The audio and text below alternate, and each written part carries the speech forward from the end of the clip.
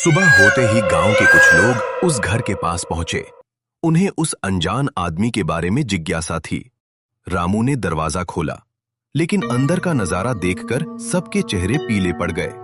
घर के अंदर कोई भी नहीं था। कमरे में सिर्फ गीली मिट्टी के पैरों के निशान थे, जो दरवाजे से अंदर जाते थे, लेकिन बाहर आने के कोई निशान नहीं थे। ऐसा लग रहा था जैसे वह आदमी अंदर गया और हवा में गायब हो गया। तभी गांव के सबसे बुजुर्ग आदमी हरिराम दादू वहां आए। उन्होंने धीरे धीरे कमरे को देखा और गहरी सांस लेते हुए बोले, ये वही रात है, वही तारीख। सब लोग हैरान होकर उनकी तरफ देखने लगे। दादू बोले, आज से 20 साल पहले इसी रात एक यात्री इस गांव में आया था। बारिश में फंस गया था और इसी घर में रुका था, लेकिन सुबह उसकी रहस्यमयी मौत हो गई थी। कमरे में अचानक सन्नाटा छा गया। डर की शुरुआत उस घटना के बाद गांव में अजीब बातें होने लगीं।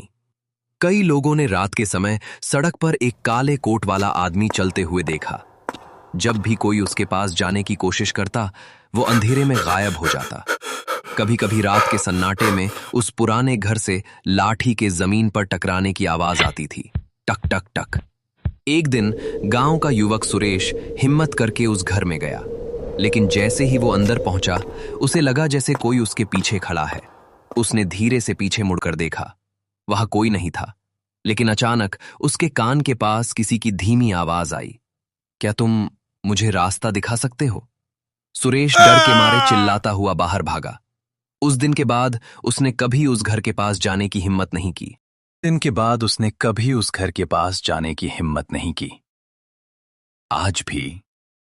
आज भी भैरवपुर गांव में लोग कहते हैं कि बारिश वाली रातों में एक अनजान आदमी सड़क पर चलता हुआ दिखाई देता है।